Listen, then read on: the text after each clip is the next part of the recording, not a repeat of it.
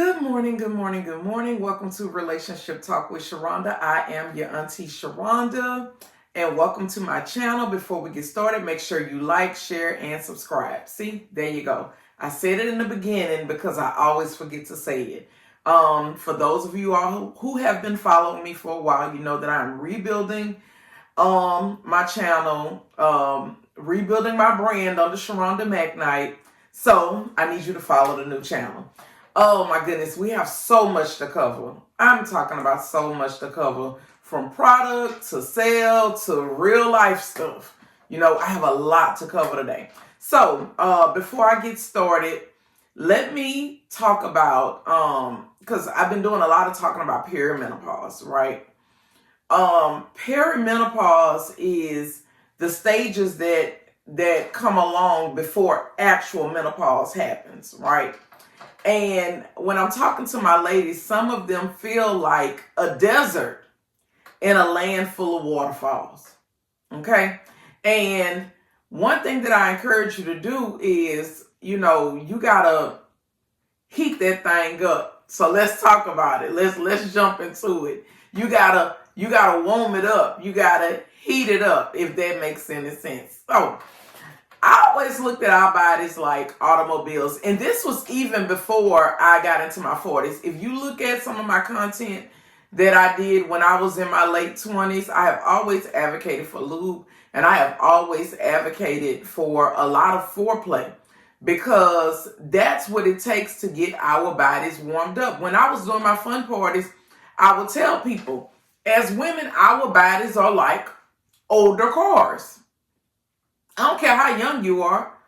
Our bodies are like older cars. The older cars in the wintertime, okay? I'm trying to make it make sense to you. You know, the older cars in the wintertime, how you got to go out there and you got to start that car and you got to let it run so that the engine warms up. Because once the engine warms up, it's ready to go. That's exactly the way our bodies operate. We have to get warmed up. How do we get warmed up? We get warmed up with foreplay. We get warmed up with lube. We get warmed up with enhancers like Juicy as Fuck. See, sometimes we don't have time to get warmed up the way we think we're going to have time to get warmed up. It takes our body about 10 to 15 minutes to really get warmed up for sex, to where it has started creating vaginal moisture, to where the pelvic floor is relaxed. And believe it or not, 10 to 15 minutes is a long time to get you where you got to go. I know people who don't have nothing but 10 minutes in them for sex. So if they starting off and they automatically get into it, why do you think by the time it's over for them, it's just getting started for you? As soon as he ready to bust, like Shannon Sharp say, touch and bust, as soon as he touch and bust, you sit up there looking crazy because you like, shit, this part is just getting started for me. That's because that's how long it took for your body to warm up. How do we preheat this thing? How do we give it a jump start? With something like Juicy as Fuck. Because see, you gotta know your situation, your circumstance. You gotta know what you're dealing with. I've told y'all plenty of times before, the man that I'm with is younger than 18. Okay? When we was coming from New Orleans on Saturday, guess what? When we got in the parking lot, when I left out the Mahalia Jackson Theater, and we got in the parking lot, in the truck, I went on ahead and popped it. I went on ahead and popped it because I knew it was going to take about 20 to 30 minutes to get in my system. Well, yeah, the ride home from New Orleans is like an hour and 15 minutes. You know what that means? By the time I walked through the door, this then already started doing what I needed it to do. It then already started making me wet. It then already started the blood flow and the circulation. All of that has already started for me. Excuse me. So with that being said, even when you take this, the foreplay doesn't have to be as long. Okay? Because you already there before the party gets started.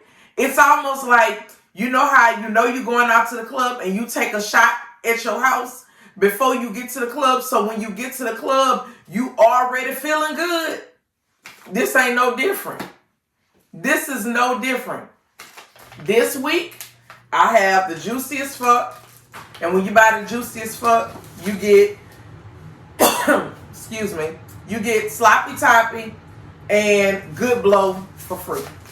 So when you buy Juiciest Fuck, you get these two for free. That's promotion this week. Last week we had the 20 speed wand and the nud. This week we got Juiciest Fuck, Sloppy Toppy, and Good Blow.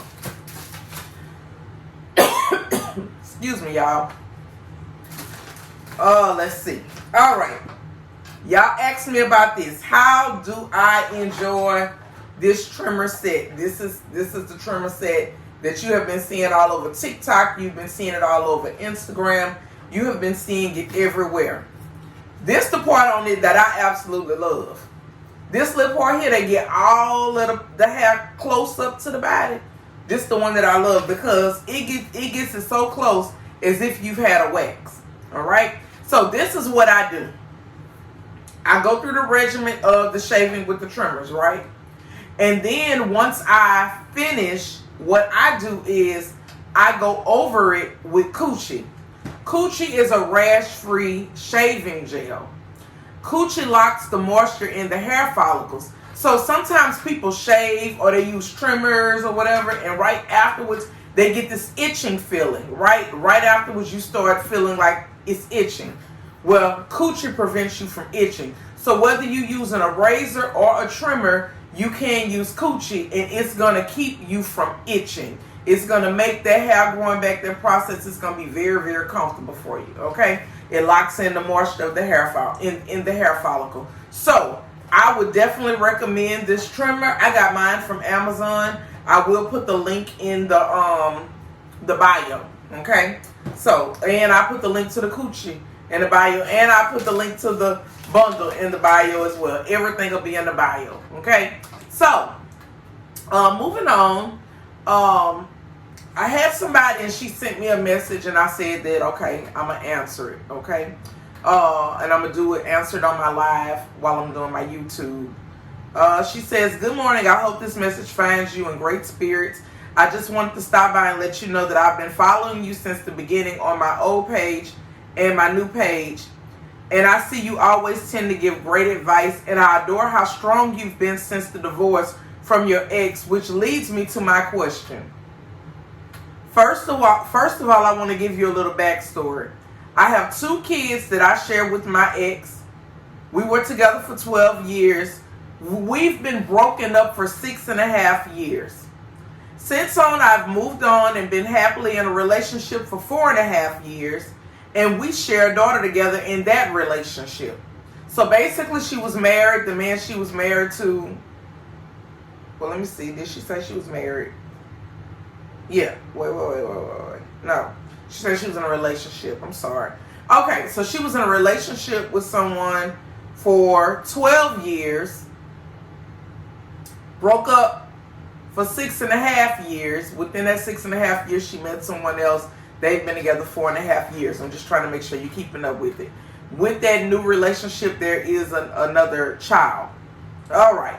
So she said, my 2 oldest kids' father does the bare minimum when it comes to everything with them. I'm not complaining because at the end of the day, I'm their mom and I will always take care of them. My oldest, who is a teenager in middle school, is very smart and notices everything. She started stating that she doesn't want to go with her dad anymore and wants her last name changed. When I asked her where is this coming from and what is making her ask these questions, she stated that she feels as though her dad isn't interested in her anymore. They rarely talk, calls and texts go unanswered, and when she feels as though he doesn't want to be bothered with her, she has voiced it. It has been over a year since they physically spent time together. And he only wants to be around if it's going to make him look good. All right. Let's see. I'm just making sure because it's a 2-part. She has a cell phone, so he wouldn't have to talk to them through me. I asked her if she's had the conversation with him, and she said no because she feels that it will be useless and won't get anywhere Me being who I am, I always advocate for my kids to have their dad in their lives, but only if he wants to. So I've decided to call him and share with him how she feels. And let me just say this, the conversation did not go well. And it ended up with him saying that if you had never broken up with me, I would be more consistent with them. So now you have to deal with it. And I would be lying to you if I said that it didn't hurt, because I'm seeing how it's starting to affect my girls.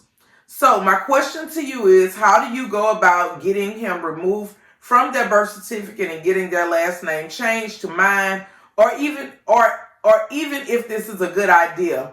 My apologies for the long text.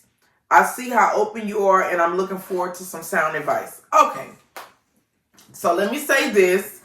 I'm very old school when it comes down to names and lineage and all of that kind of stuff.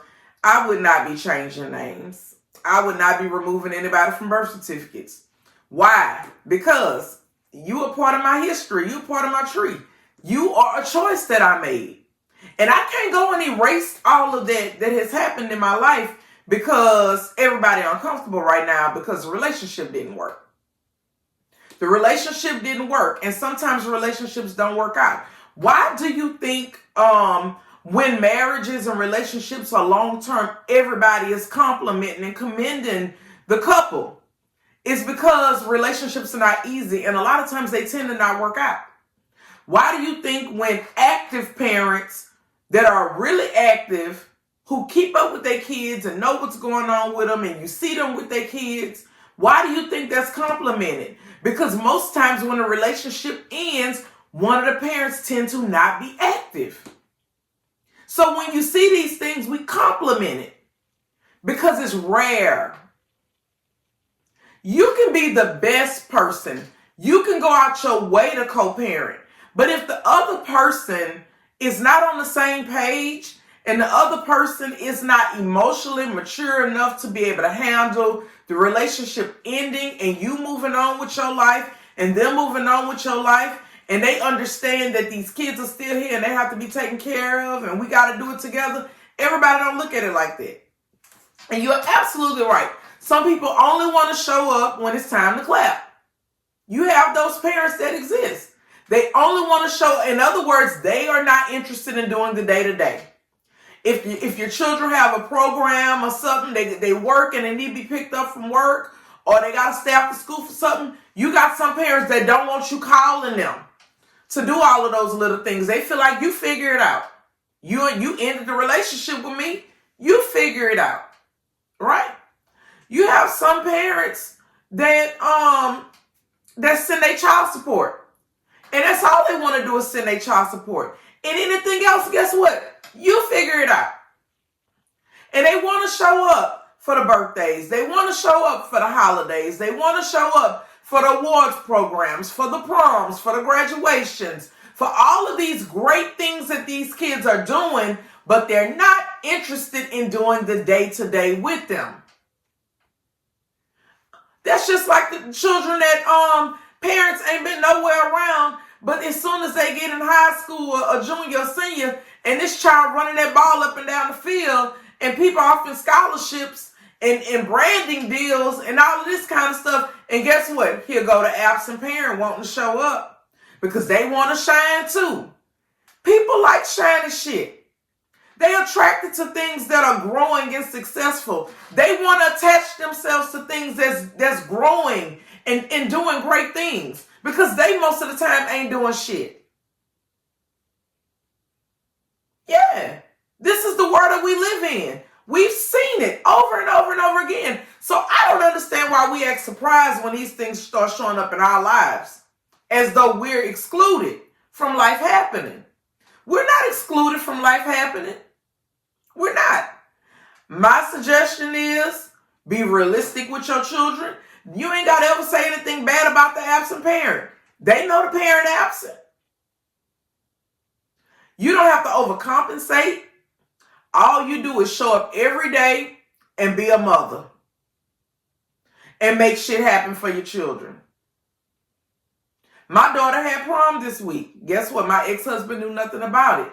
Why? Because he said, I don't want to communicate with you, Sharonda. Our children are old enough to communicate themselves. Hey, that's fine with me. I'm going to take my hands off of it. Because guess what? You and your children are so tight that y'all communicating. So there's no way that prom should have happened and you not known about it. Because y'all communicating, right? And you don't want my assistance. You don't want me intervening. Fine. Well, guess what? Prom happened. He knew nothing about prom until the day of.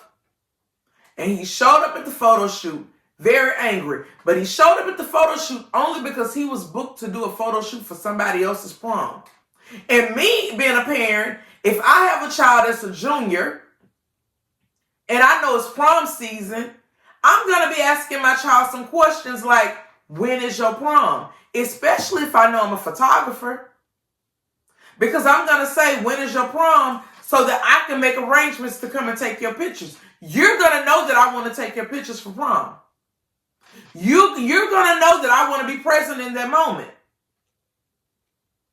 You're going to know it. So the point that I'm making is, a lot of times, just because people are parents, don't mean that they know how to parent.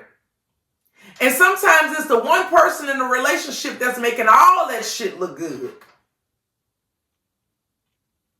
We keeping everything organized. We keeping all the communication going between everybody. We keeping everybody in the loop.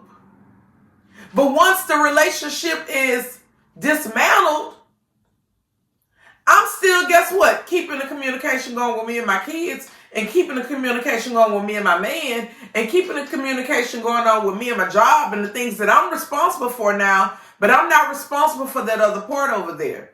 When we were together, I was responsible for it, but I'm not responsible for it anymore because we're no longer together. So sometimes you have somebody in the family that's really the organized person, and they keep everything together and they make everything look good. We make sure that the family dressed alike for the pictures. We make sure that the family have vacations and outings and all of this kind of stuff. And guess what? As a family, we have a big full life because you got somebody that's keeping all of that going. Well, guess what? When that person is removed from the dynamic, it don't look the same no more. And then you're really able to see who was doing all of the work in the relationship. These are facts. These are the things that we deal with. Breaking up is not easy. Divorce is not always easy. Co-parenting is not always easy. And the thing is, everybody don't want to do it. I've met too many men that as soon as the relationship is over, they don't want to be bothered with their kids. That was their out to not have to be bothered. You don't have to explain anything to your kids. Let your kids know, look, I'm doing my part as your parent. I'm not responsible for what the other person does. I have nothing bad to say about them. I'm just showing up and I'm doing what I'm supposed to do for you. I'm doing right by you. If there's anything you need, you let me know so that I can make sure you get it. Make sure you get enough hugs. Make sure you get enough support. Make sure you get enough attention and all of the other things that come along with parenting. I'm going to show up and I'm going to do my part. But I'm not responsible for what the other person don't do. And I'm not going to overcompensate for it. I'm not going to buy more and do more and this, that, the other. No. We're going to do what we're supposed to do over here. And that person over there, that's just what they do. And if you're dealing with a parent who does the bare minimum and they not showing up for your children financially the way they're supposed to, we have a system in place called child support. Use it. That's what I did. So, that's going to wrap me up for today. You all be blessed. I'm about to go and work my regular job. The one that pays me. Yeah. We're going to get this work day started at a regular job that pays me.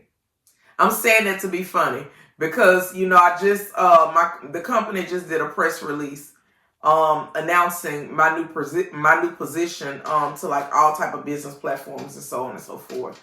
And, my ex sent me an email and basically tried to make me feel bad about going into the workforce, working a regular job. But as an adult, we understand the things that we need to do for ourselves. And benefits and insurance and all of those things, as I'm getting older, will become very important to me. I'm no longer married. I don't have anybody that's, making sure that I have insurance and all of these things in place. And I'm the type of person, I'm never dependent on anybody else to do for me the things that I know that I need for myself. It's beautiful. I'm flattered, but I'm going to always make sure I have me.